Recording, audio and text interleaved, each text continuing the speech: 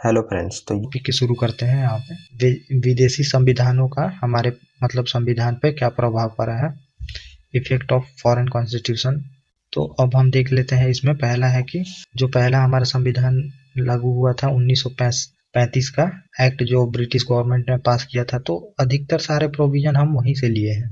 तो उसमें हमने क्या लिया है, संघीय तंत्र, जो फेडरल सिस्टम होता है। इम्प्लीमेंट तो उस टाइम नहीं हुआ था 1935 में, लेकिन जो प्रोविजन आया था उसको बाद में हम, क्योंकि उस टाइम जो देसी रजवाड़े थे वो नहीं मिले थे, तो हमारा फेडरल सिस्टम नहीं बन पाया था। लेकिन जब हम आज़ाद हुए तो सरदार वल्लभ भाई पटेल ने हर एक राज्य को कुछ लालच वगैरह देके अपने संघ में मिला लिया था, तो यहाँ पे हम फेडरल सिस्टम लागू कर पाए थे।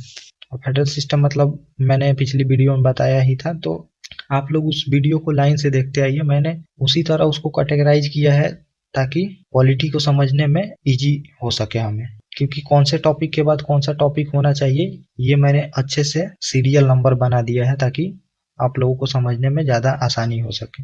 और तो हम बात करते हैं इसमें जो दूसरा प्रावधान लिया गया है, राज्यपाल का कार्यकाल। जो हमारे स्टेट में राज्यपाल होते हैं, गवर्नर, उनका कार्यकाल यहीं से लिया गया है। और न्यायपालिका को भी यहाँ से लिया गया है। और लोक सेवा आयोग जो सिविल सर्विस होता है वो भी इसी एक्ट के द्वारा हम मतलब वहीं से कॉपी करके अपने संविधान में ऐड किए हैं। और आपातकालीन उपबंध और प्रशासनिक विवरण, ये सब हम 1935 के एक्ट से लिए हैं। और अब हम चलते हैं कि ब्रिटिश संविधान से हम क्या क्या लिए हैं। तो यहाँ पे देख लेते हैं ब्रिटिश संविधान से हमारे संविधान में क्या क्या लिया गया है। तो पहला है संसदीय प्रणाली, जो कि हम इसके पहले मतलब लेक्चर 3 में बात कर चुके हैं कि संसदीय प्रणाली मतलब parliamentary system and presidential system, तो वो हम बात कर चुके हैं। उसके लिए आपको पिछले वीडियो में देखना होगा। और यहीं से हम लिए हैं विधि का शासन मतलब रूल ऑफ लॉ। कोई रूल से ऊपर नहीं है, चाहे वो क्यों ना राष्ट्रपति हो, प्रधानमंत्री हो, तो रूल सबके लिए बराबर है, लॉ सबके लिए बराबर है। तो ये कॉन्सेप्ट हम ब्रिटेन से ही लिए हैं, क्योंकि पहले राजा अपने मन के अनुसार सजा देता था किसी को। वो चाहे तो ऊंची कास्ट को कम सजा दे दे और जो लोअर कास्ट थे उनको ज्यादा सजा दे सकता था। तो ये जो मॉडर्न व्यू आज है कि आज मंत्री का बेटा हो तो उसको उतना ही सजा मिलता है, और जो एक छोटे किसान का बेटा हो उसको उतना ही सजा मिलता है। तो ये प्रोविजन हम ब्रिटिश संविधान से ही लिए हैं रूल ऑफ लॉ का। और रूल ऑफ लॉ जब हम फंडामेंटल राइट बात करेंगे तो उसमें इसको काफी अच्छे से डिस्कस किया जाएगा। और दूसरा प्रोविजन लिया गया है विधायी प्रक्रिया मतलब लॉ बनाने वगैरह। और एकल नागरिकता ब्रिटिश संविधान से ही हमने लिया है। और अमेरिका में दोहरी नागरिकता है, तो इससे भी क्वेश्चन आता है, तो आप इसको याद रखें यहाँ पे। और मंत्रिमंडलीय प्रणाली हम वहीं से लिए हैं। और अध्यक्षीय प्रणाली में आप देखते होंगे कि उसमें president head of the state था और head of the government president ही था, जो कि हमारे यहाँ नहीं है। हमारे यहाँ head of the state president होता है और गवर्नमेंट का हेड पीएम होता है। अब ब्रिटेन में सम्राट के वजह से संसदीय प्रजातंत्र है, लेकिन भारत में राष्ट्रपति का निर्वाचन तो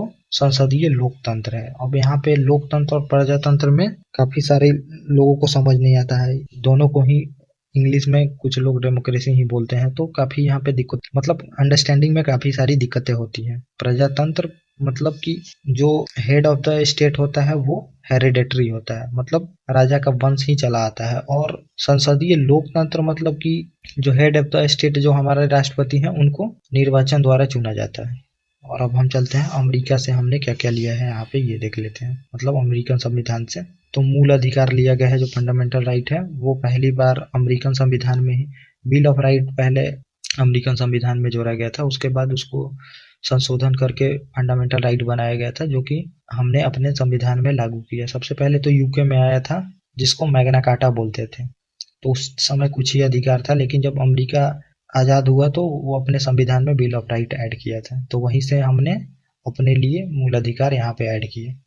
और हमने कोई संशोधन करके ऐड नहीं किया, हमने सीधे मूल ऑफ अधिकार पार्ट 3 में कॉन्स्टिट्यूशन के ऐड कर लिए। और न्यायपालिका की स्वतंत्रता हमने वहीं से लिया है, मतलब इंडिपेंडेंस ऑफ जुडिशरी की न्यायपालिका इंडिपेंडेंस है, कोई भी फैसला वो किसी पूर्वाग्रह वगैरह पे नहीं ले सकती है, चाहे किसी के दबाव में नहीं ले सकती है न्यायपालिका कोई भी फैसला। और न्यायिक पुनर्वलोकन हमने वहीं से लिए है, अमेरिका से ही। इसको जुडिशियल रिव्यू बोलते हैं, जो हम आगे देखेंगे। जुडिशियल रिव्यू मतलब सिंपल वर्ड में मैं आपको बता दूं कि जो कार्यपालिका और विधायिका कानून बनाती है उसको संविधान न्यायपालिका चेक करती है, उसी को जुडिशियल रिव्यू बोलते हैं, क्या यह सही है कि नहीं, संविधान के तहत है कि नहीं। और राष्ट्रपति का अधिकार एवं शक्तियाँ यहीं से लिया गया है, और उपराष्ट्रपति का पद भी यहीं से लिया गया है, और सुप्रीम कोर्ट और हाई कोर्ट प्लस राष्ट्रपति को हटाने की प्रक्रिया महाभियोग प्रस्ताव पर भी प्रभाव यहीं से पड़ा है, अमेरिकन कॉन्स्टिट्यूशन से। तो अब हम तीसरा देख लेते हैं, आयरलैंड संविधान से हमने क्या लिया है, आयरिश संविधान उस टाइम बोलते थे हम। तो इस संविधान से हमने DPSP लिया है, directive principle of state policy, और राष्ट्रपति की निर्वाचन पद्धति की, राष्ट्रपति के मतलब चुनाव कैसे होगा, हम यहीं से लिए हैं आयरलैंड संविधान से। और राज्यसभा में के लिए सदस्यों का नामांकन हमने यहीं से लिया है, जो 12 सदस्य राष्ट्रपति नॉमिनेट करते हैं राज्यसभा में, वो हमने आयरलैंड के संविधान से ही लिया है। अब हम देखते हैं कि ऑस्ट्रेलिया के संविधान से हमने क्या क्या लिया है। तो ऑस्ट्रेलिया के संविधान से हमने प्रस्तावना लिया है, जो प्रेम्बल बोलते हैं, वो हम ऑस्ट्रेलिया के संविधान से लिए हैं। और समावर्ती सूची मतलब जो 7 शेड्यूल में है, वो हम थोड़ी देर में अभी बात करेंगे। उसमें संघ सूची है, राज्य सूची और समावर्ती सूची है, उसके बारे में मैं आपको थोड़ी देर में बताता हूँ। और संसद के दोनों सदनों की संयुक्त बैठक मतलब ज्वाइंट सेशन का यहीं से प्रावधान लिया गया है। ज्वाइंट सेशन मतलब सिंपली आप समझ लीजिए कि जैसे जो लोकसभा अगर कोई कानून पास करती है और राज्यसभा उस पर सहमत नहीं होती, तो राष्ट्रपति ज्वाइंट सेशन बुलाता है उस कानून पे सहमति बनाने के लिए, या फिर राज्यसभा पास करती है, लोकसभा सहमत नहीं है, तो ज्वाइंट सेशन बुलाया जाता है। और अब हम यहाँ पे देखते हैं कनाडा के संविधान से हम क्या लिए हैं।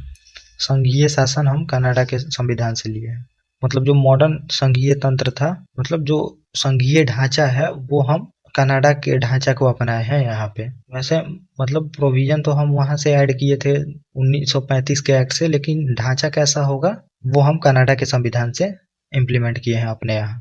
और अवशिष्ट शक्तियाँ हम कनाडा के संविधान से लिए हैं। अवशिष्ट शक्तियाँ मतलब समझ लीजिए कि जैसे अब फ्यूचर में कोई ऐसा मुद्दा आ जाए जो कि अभी हम ना जानते हों, तो उस पे कानून बनाने का अधिकार संसद को होता है, उस पे स्टेट गवर्नमेंट कानून नहीं बना सकती है। जैसे कि मान लीजिए कि फ्यूचर में हम नहीं जानते थे कि साइबर क्राइम होगा, जब 1950 में हम आज़ाद हुए तो साइबर क्राइम वगैरह के बारे में किसी को पता नहीं था, लेकिन जब आज नेट की दुनिया हुई, सोशल मीडिया इतना एक्टिव हुई, तो साइबर क्राइम भी होने लगा, तो ये हमें पता चला। तो इसे हम अवशिष्ट शक्तियाँ बोलते हैं, कि जिसका पता ना हो वो बाद में आ सके, तो उस पर संसद का अधिकार होता है कि कानून संसद बनाएगी, उस पर स्टेट गवर्नमेंट नहीं बना सकती। और अब हम देखते हैं फ्रांस से हमने क्या लिया है। तो फ्रांस से लिए हैं गणतंत्रात्मक और प्रस्तावना में स्वतंत्रता, समानता और बंधुत्व, जो लिए हैं हम फ्रांस के संविधान से लिए हैं। जो प्रस्तावना में आप देखते हैं स्वतंत्रता, समानता, बंधुत्व शब्द को हम फ्रांस की क्रांति से यहाँ पे ऐड किए हैं। अब हम देख लेते हैं 8वां सोवियत संघ, जो अब रूस है, उसके संविधान से हम क्या क्या लिए हैं। तो उसके संविधान से मूल कर्तव्य, जो हमारी फंडामेंटल ड्यूटी है, वो लिए हैं। और प्रस्तावना में सामाजिक, आर्थिक और राजनीतिक का जो आदर्श है, वो रूस के संविधान से ऐड किया गया था, क्योंकि रूस ही पहले समाजवादी बना था, तो उसी के संविधान से हम ये सामाजिक और आर्थिक और राजनीतिक जो आदर्श हैं वहीं से ऐड किए थे हम अपने संविधान में। और हम देखते हैं दक्षिण अफ्रीका के संविधान से हम क्या क्या लिए हैं। तो दक्षिण अफ्रीका के संविधान से संशोधन की प्रक्रिया, जो कि 368 में, आर्टिकल 368 में है संशोधन की प्रक्रिया, वो हम दक्षिण अफ्रीका से लिए हैं। तो नेक्स्ट वीडियो में शायद हम संशोधन प्रक्रिया के बारे में बात करेंगे कि हमारे संविधान में संशोधन कैसे होता है। और राज्यसभा के सदस्यों का जो निर्वाचन होता है, इलेक्शन, वो हम दक्षिण अफ्रीका के संविधान से ही लिए हैं, मतलब ऐड किया अपने संविधान में। और यहीं पे हम देखते हैं कि जर्मनी के संविधान से क्या लिया गया है। आपातकाल के समय मूल अधिकारों का स्थगन हम जर्मनी के संविधान से ही ऐड किए हैं अपने संविधान में।